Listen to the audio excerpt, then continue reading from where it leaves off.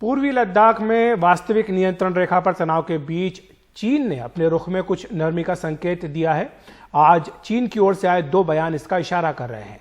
भारत पे चीन के राजदूत ने कहा है कि वास्तविक नियंत्रण रेखा पर हालात नियंत्रण में हैं। दोनों देश एक दूसरे के लिए खतरा नहीं है। उन्होंने कहा है कि दोनों देश कोरोना से मिलकर लड़ रहे हैं और मतभेद आड़े नहीं आने चाहिए। दूसरा बयान चीन विदेश मंत्रालय की ओर से आया, जिसमें कहा गया है कि सीमा पर स्थिति स्थिर और नियंत्रण में है। सीमा समस्या से जुड़े मैकेनिज्म और कूटनीतिक स्तर पर संपर्क है। हम बातचीत और विमर्श से मुद्दे सुलझाने में सक्षम हैं। दोनों नेताओं के बीच इनफॉर्मल समिट के जरिए जो सहमति बनी है, हम उसका पालन कर रहे हैं। सीमा समस्याओं को लेकर चीन का पक्ष साफ है। इससे ठीक उलट कल अपनी सेना के प्रतिनिधियों को संबोधित करते हुए चीन के राष्ट्रपति शी जिनपिंग ने कहा था कि सेना को बुरी से बुरी स्थिति के लिए तैयार रहना चाहिए। ट्रेनिंग और लड़ाई की तैयारी बेहतर होनी चाहिए। उस भाषण पर भारत की नजर है। हालांकि पिछले साल भी शी ने सेना को ऐसा ही कहा था। वहीं अमेरिकी राष्ट्रपति डोनाल्ड ट्रंप ने भारत और चीन के बीच मध्यस्थता करने की बात कही है।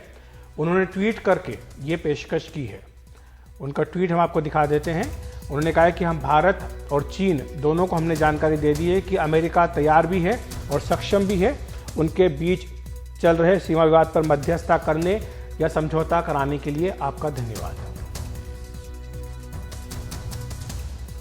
और हमारे साथ विशेषज्ञ मौजूद है राहुल भोसले, जो कि रक्षा विशेषज्ञ, रिटायर्ड ब्रिगेडियर। आपका बहुत बहुत स्वागत है सर एनडीटीवी इंडिया पर। ये जो बयान आए हैं, इनका हम किस तरह से मतलब निकालें? क्या ये माना जाए कि चीन के रुख में नरमी है? क्योंकि एक तरफ हम देख रहे हैं कि वहां पर लगातार वो अपना जो इंफ्रास्ट्रक्चर है उसको मजबूत कर रहे हैं, दूसरी तरफ इस तरह के बयान भी दे रहे हैं। तो क्या ये परस्पर विरोधाभासी स्टैंड नहीं है चीन का? देखो, हमें तो बयान से इस वक्त इतना ज्यादा ध्यान नहीं देना चाहिए। हमें तो ध्यान देना चाहिए जो ग्राउंड पे क्या स्थिति है।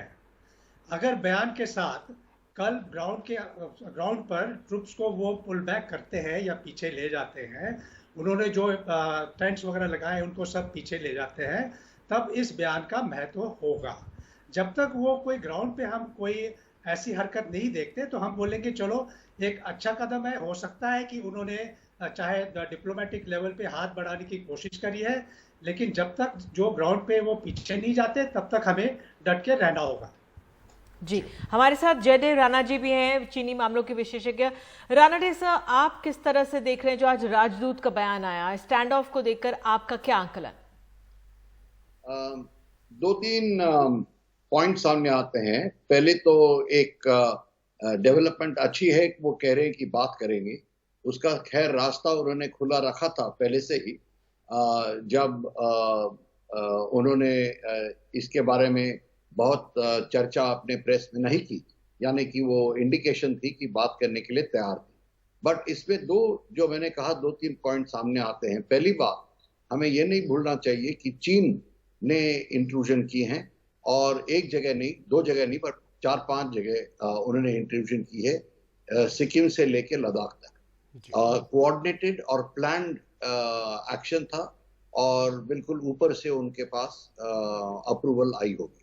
उसके बगैर ये हो ही नहीं सकता।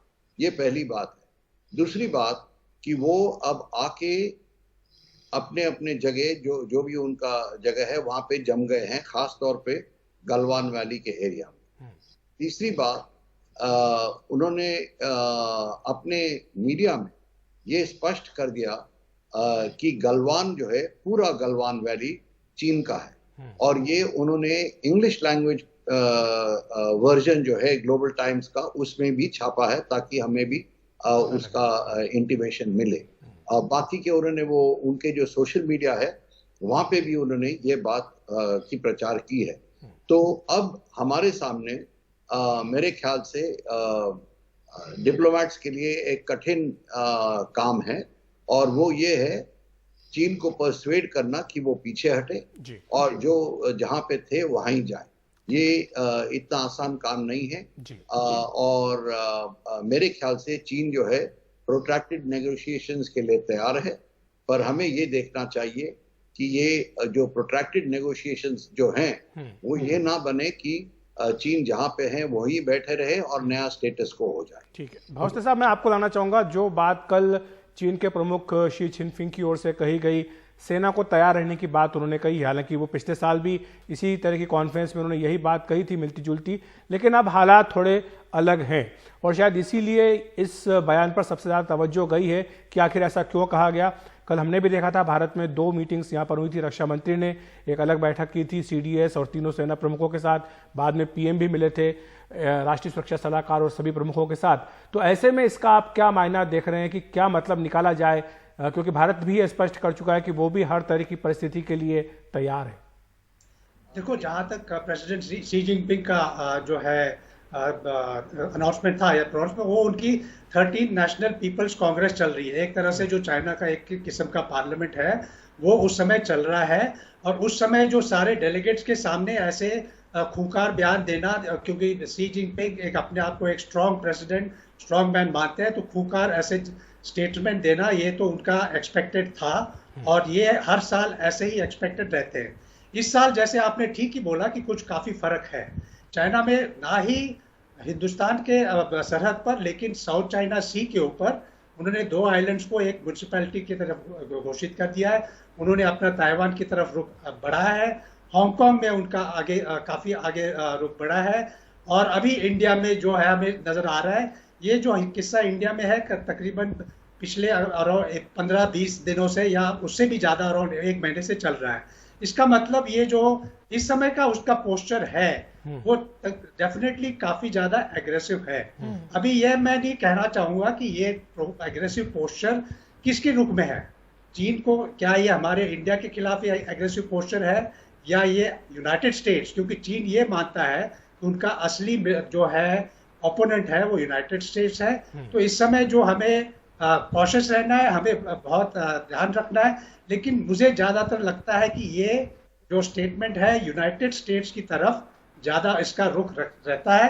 लेकिन इसका मतलब ये नहीं कि हमने इस स्टेटमेंट को नामंजूर कर दिया, हमने इसको स्टेटमेंट को सोचना है कि हमारे लिए नहीं है, हमने भी उतनी ही हालत में तैयार रहना है। और मुझे पूरी उम्मीद है कि हम भी इस जो भी चीन की कार्रवाई होगी, चाहे कोई भी फ्रंट पे हो, भारतीय सेना उसके लिए तैयार है। बिल्कुल। राणा डे सर, आपसे समझना चाहेंगे, जिस तरह से चीन का जो अग्रेसिव पोस्चरिंग है वो हमेशा से रहती है चीन की, लेकिन चीन चारों तरफ से घिरा हुआ है कोविड को लेकर। आज राजदूत का भी जो बयान था वो कोविड पे बहुत ज्यादा उन्होंने बोला है, अमेरिका से भी उसकी रस्साकशी चल रही है। ऐसे में चीन का जो स्टैंड भारत में, और जो आपने बताया कि 1-2 जगह नहीं 3-4 जगह जो उसका अग्रेसिव पोस्चरिंग है, इसको कितनी गंभीरता से लिया जाए, या सिर्फ ये ध्यान भटकाने की बात है? ऐसा बात, मैं इसको थोड़ा सेग्रीगेट करूंगा, भारत को थोड़ा बाद में देखते हैं। अभी जो आपने पूछा शी जिनपिंग का अग्रेसिव स्टैंड, उसके लिए 2-3 कारण हैं, और मुख्य कारण मेरे ख्याल से ये है कि शी जिनपिंग अपने देश में प्रेशर के दबाव में आया है। लोग बहुत निंदा किए हैं शी जिनपिंग के और चाइनीज कम्युनिस्ट पार्टी की, और अनप्रेसिडेंटेड जो है चीन में, वो इनको बाय नेम क्रिटिसाइज कर रहे हैं और कह रहे हैं कि शी जिनपिंग को पद छोड़ना चाहिए। तो ये काफी क्रिटिसिज्म है चीन के लिए। दूसरी बात ये है कि चीन में एक ये इम्प्रेशन बन रही है कि जो इन्होंने कहा था चाइना ड्रीम और सरपासिंग यूनाइटेड स्टेट्स, दोनों का डेट भी दिया था शी जिनपिंग ने 2021 और 2049, वो लीडरशिप के हाथ से स्लिप आउट हो रहा है, और इसका वो देख रहे हैं एग्जाम्पल हांगकांग में और ताइवान में जो प्रो इंडिपेंडेंस पार्टी री इलेक्ट हुई है, साउथ चाइना सी में रेजिस्टेंस थोड़ी हो रही है, तो ये देख रहे हैं। और तीसरी बात इसी में कि कोविड का जो इम्पैक्ट रहा है, ग्लोबल जो एंटी चाइना सेंटिमेंट है पूरी दुनिया में बढ़ रही है, तो उसका भी बहुत चीन को चिंता लगी हुई है। ये जो भारत में हो रहा है उसी का एक पार्ट है, वो दिखाना चाहता है कि मैं मजबूत हूँ, और हम अपना जो चाइना ड्रीम जो है अभी भी हम उसको मतलब कर लेंगे, अचीव करेंगे। और ये जो टेरिटरीज है लद्दाख में, अरुणाचल में, सिक्किम में, ये सब चाइना मानती है कि अपने टेरिटरीज है। तो ये उसी तरफ वो इशारा दे रहे हैं। ठीक है राणा साहब, मैं भोसले साहब को लाना चाहूंगा इस चर्चा में। भोसले साहब, हमने आज अमेरिकी राष्ट्रपति डोनाल्ड ट्रंप का भी एक ट्वीट देखा है, थोड़ी देर पहले ही आया है। उन्होंने कहा है कि वो चीन और भारत दोनों के बीच में मध्यस्थता करने के लिए तैयार है। क्या आपको लग रहा है कि ये बेगानी शादी में अब्दुल्ला दीवाना वो वाली बात है, क्योंकि न तो कोई उनसे मध्यस्थता मांगने गया है और न ही इस बात की कोई संभावना है कि कोई मांगेगा? जी बिल्कुल, आपने सही बताया, क्योंकि प्रेसिडेंट ट्रंप के ट्वीट के बारे में बोलना कुछ बहुत मुश्किल है। उनका ऑब्जेक्टिव क्या है, डोमेस्टिक पॉलिटिक्स, आपको पता है प्रेसिडेंशियल इलेक्शन चल रही है। उन्होंने कुछ महीने पहले, आपको याद होगा, उन्होंने ये भी बोला था कि मैं पाकिस्तान और इंडिया के बीच में मध्यस्थ करने के लिए तैयार हूँ, और मैं ऐसा प्रपोजल प्राइम मिनिस्टर मोदी को भी दिया है, जो कि हमारे फॉरेन ऑफिस ने बिल्कुल बड़े पैमाने से डिनाई किया था कि ऐसा कोई भी चीज नहीं हुई। अभी जहां तक भारत और चीन के सवाल है, उसमें अमेरिका के मध्यस्थ का तो सवाल ही नहीं उठता। पहले बात तो अमेरिका और चीन के संबंध आपको पता ही है। अगर अमेरिका और चीन के संबंध इतने बुरे समय पे इस वक्त है कि चीन क्या अमेरिका की मध्यस्थता करेगा, पहली बात तो ये है। दूसरी बात तो ये है कि क्या हमें उनकी मध्यस्थ की जरूरत है? चीन और भारत बिल्कुल, भारत का जो स्टैंड, सब भोसले साहब बिल्कुल आप सही कह रहे हैं, भारत का जो स्टैंड रहा है द्विपक्षीय बातचीत में नहीं लाता तीसरे को। राणा जी, मैं भारत के स्टैंड का अगर आपसे पूछूं, आज कल प्रधानमंत्री ने भी बहुत हाई लेवल बैठक की, आज हमारे आर्मी चीफ ने भी कमांडर से बातचीत की, तो भारत की तरफ से भी जो मैसेजिंग है बिल्कुल सख्त और सीधी है। और इससे पहले कि हम निधि, ये जो नेपाल वाली खबर है, ये भी एक महत्वपूर्ण जानकारी हम दर्शकों को देना चाहेंगे, जो हम दोनों अपने विशेषज्ञों की इस पर राय भी लेंगे। नेपाल का जहां विवाद चल रहा था, उसमें आज एक महत्वपूर्ण अपडेट ही आया है कि नेपाल ने भारत के कुछ हिस्सों को अपने क्षेत्र में दिखाने के राजनीतिक नक्शे को संसद की मंजूरी दिलाने के कदम को फिलहाल रोक दिया है। और इसके बाद विदेश मंत्रालय के सूत्रों ने यह कहा है कि नेपाल के घटनाक्रम पर नजर है, सीमा से जुड़े संवेदनशील मुद्दे होते हैं और इन्हें हल करने के लिए विश्वास और भरोसे की जरूरत होती है। नेपाल में इस मुद्दे पर बड़ी बहस चल रही है, जिससे मुद्दे की गंभीरता पता चलती है, और ये भी कि नेपाल और भारत के रिश्तों को कितना महत्व दिया जाता है। तो राणा साहब, एक तो जो सवाल आपसे निधि ने पूछा, दूसरा जो नेपाल का एक महत्वपूर्ण विषय इसके साथ साथ चल रहा था, एक दूसरा भी थिएटर नेपाल में हम देख रहे थे कि चल रहा था, इस पर आप इसको जो आज स्टैंड लिया गया है नेपाल में, इसको आप किस तरह से देख रहे हैं कि क्या कुछ ये भी एक प्रगति हुई है इस मोर्चे पर? पहले तो ये निधि जी ने जो पूछा था, उसका ये है कि ट्वीट, जो अमेरिका का ट्वीट है, उसका तो खैर भारत का जवाब बिल्कुल क्लियर है, स्पष्ट होगा कि हमें कोई थर्ड पार्टी की इंटरफेरेंस की जरूरत नहीं है, और खैर थर्ड पार्टी की मीडिएशन या कुछ की जरूरत नहीं है। पर इसमें ये देखने वाली बात है, जो ट्वीट ट्रंप ने किया है, उसमें उसने दो शब्द इस्तेमाल किए हैं, मीडिएशन एंड आर्बिट्रेशन। जैसे कि वो कोई जज बन के बैठे हैं और चीन और हम उसके पास जाएंगे मुद्दा लेके, तो वो अपना मतलब ट्विस्ट लगा के कह रहे हैं। और दूसरी बात, शायद अमेरिका का ये भी इशारा होगा दिखाने के लिए चीन को कि वो भारत के पक्ष ले रहा है, तो वो अपना भी जो मैं कहूँगा गेम खेलना है वो खेलना है। पर मेरे ख्याल से भारत बहुत ही स्पष्ट तरीके से उसको रिजेक्ट कर लेगा। दूसरी बात, मेरे ख्याल से जो आपने कंपैरिजन की, जो यहाँ पे बैठक हुए हैं प्रधानमंत्री का, एनएसए का, एक्सटर्नल अफेयर्स मिनिस्टर का, ये अलग है। यहाँ पे जो बैठक हुई है इसलिए हुई है कि हम कैसा सामना करें और क्या क्या कदम उठाएं, और मेरे ख्याल से आर्मी कमांडर का भी वही होगा, वो अलग अलग तरीके देखेंगे, क्योंकि जैसे मैंने पहले ही कहा है कि अब कठिन काम शुरू हो रहा है डिप्लोमेट्स के लिए कि चीन को वापस कैसे करना। भोसले साहब, मैं आपसे जाते जाते टिप्पणी लेना चाहूंगा, जो नेपाल को लेकर के आज घटनाक्रम हुआ है, उस पर अगर आप थोड़ी रोशनी डालना चाहें। नेपाल जी बिल्कुल, भोसले साहब जी, सॉरी, ओली जो कॉन्स्टिट्यूशन का अमेंडमेंट, भोसले साहब से मैंने भोसले साहब को मैंने पूछा है सर जी। तो ये एक मेरे तरफ से एक बहुत पॉजिटिव स्टेप है, क्योंकि अगर वो कॉन्स्टिट्यूशन में अमेंडमेंट लाते तो एक बहुत ही गंभीर मुद्दा हो जाता, और क्योंकि एक बार आपको पता ही है किसी भी पार्लियामेंट में अगर कॉन्स्टिट्यूशनल अमेंडमेंट पास हो जाता है तो उससे पीछे हटना एक डेमोक्रेसी या किसी भी देश में बहुत मुश्किल होता है। तो हमें बहुत अच्छी तरह से इसका स्वागत करना चाहिए। और मेरे ख्याल से तो ये स्टेप उन्होंने शुरू से नहीं उठाना चाहिए था, क्योंकि उनको नक्शे का कोई मुद्दा रहता ही नहीं है। भारत ने कोई नया नक्शा हमने कोई पब्लिश नहीं किया था। हमने जो नवंबर 2019 में नक्शा पब्लिश किया था वो नक्शा सेम नक्शा था जो उससे 1 दिन 2 दिन या 10 साल पहले था। हमने पहले तो वो नक्शा था यूनियन टेरिटरी और जम्मू एंड कश्मीर को दिखाने के लिए कि वो लद्दाख और वो है, नेपाल के साथ उसका कोई भी संबंध नहीं था। लेकिन उन्होंने जो ये स्टेप लिया था वो मुझे लगता है बहुत ही एक्सट्रीम स्टेप था, और अभी अच्छी बात है उससे वो हट गए।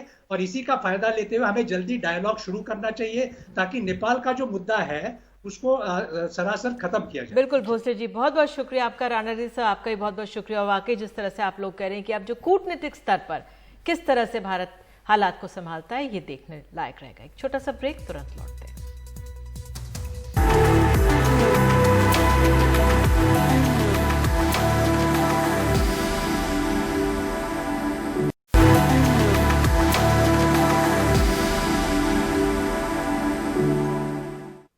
और अब खबर है कोलकाता से। अम्फन तूफान का कहर कोलकाता में अब भी नजर आ रहा है। वहां की मशहूर कॉलेज स्ट्रीट गायब सी हो गई है। यहाँ पर छोटी छोटी किताबों की दुकानों का हाल बहुत बुरा है। पानी में भीगी किताबें रद्दी में तब्दील हो गई हैं। अब पैसा इकट्ठा करके इस इलाके को उबारने की कोशिशें की जा रही हैं। किताबों के शौकीनों के लिए दिल तोड़ने वाली खबर। विज्ञान, दर्शन, कला, हर विषय की किताब कॉलेज स्ट्रीट पर भीगी हुई पड़ी है। कॉफी हाउस और प्रेसिडेंसी यूनिवर्सिटी के सामने वाली 1.5 किलोमीटर पर ऐसी ही बिखरी भीगी किताबें पड़ी हुई हैं। अम्फन तूफान इस सड़क को घंटों तक 3-4 फुट पानी की बाढ़ में डुबो गया। एक दिन बाद किताबों के दुकानदारों ने पाया कि वो सड़क तैरती किताबों की नदी बन चुकी थी। किताब बस हो गई रद्दी, ये एकदम ये सब वजन में भी नहीं, हम लोग सब फेंक दे रहे हैं। वो कागज वाला लोग ले जा रहे हैं, वो लोग सुखा के फिर बेचेगा किलो में। रद्दी भी नहीं बिकता है। नहीं, क्या होगा, आप 2 रुपया 1 रुपया केजी ভ্যান মাল ফেলে দিতে হয়েছে। हमें गाड़ी भर के किताबें फेंकनी पड़ी। बड़े बड़े ट्रक आकर रद्दी ले गए। 90% दुकानें तो खुली तक नहीं है। जब वो आएंगे और जांचेंगे तब पता चलेगा कि हमारा कितना नुकसान हुआ है। कलकत्ता यूनिवर्सिटी और प्रेसिडेंसी के बीच इस सड़क पर किताबों की करीब 2000 दुकानें हैं। यहाँ पर नायाब किताबों से लेकर इम्तिहानों की कुंजियाँ और पुरानी किताबें तक मिलती हैं, जिन्हें खरीदने शहर के हर कोने से छात्र आते हैं। अब वही नए और पुराने छात्र सोशल मीडिया के जरिए दुनिया भर से अपने चहेते बॉयपाड़ा या बुक स्ट्रीट के लिए पैसे जमा कर रहे हैं। जब हम कॉलेज में पढ़ते थे तब नई किताबें नहीं खरीद पाते थे, इसलिए कॉलेज स्ट्रीट पर पुरानी किताबें लेते थे। इसी तरह से हमने अपनी पढ़ाई के लिए पैसे जुटाए। हम सारे पुस्तक प्रेमियों से अपील कर रहे हैं कि वो अपना योगदान दें। किताबों के बिना, कॉलेज स्ट्रीट के बिना हम कोलकाता में नहीं रह सकते। इसके लिए फंड भी काफी आ रहे हैं। सालाना कोलकाता पुस्तक मेले के आयोजक बुक सेलर्स गिल्ड प्रधानमंत्री और मुख्यमंत्री को चिट्ठी लिखकर किताबों की इस धरोहर को बचाने की गुहार भी लगाएगा। किताब बचाने की कोशिश वही चल रही है कॉलेज स्ट्रीट पर। कॉलेज स्ट्रीट जिसके लिए कोलकाता रो रही है। कोलकाता ही नहीं, सारे विदेश से भी बहुत सारी सहायता ज़रूर आ रही है, लेकिन कॉलेज स्ट्रीट को वापस अपने पैरों पे खड़े होने में बहुत ही समय लगेगा। कोलकाता से जीडी शंकर के साथ मैं मोनिदीपा बैनर्जी, एनडीटीवी इंडिया। और इसी खबर के साथ बुलेटिन में इतना ही। नमस्कार।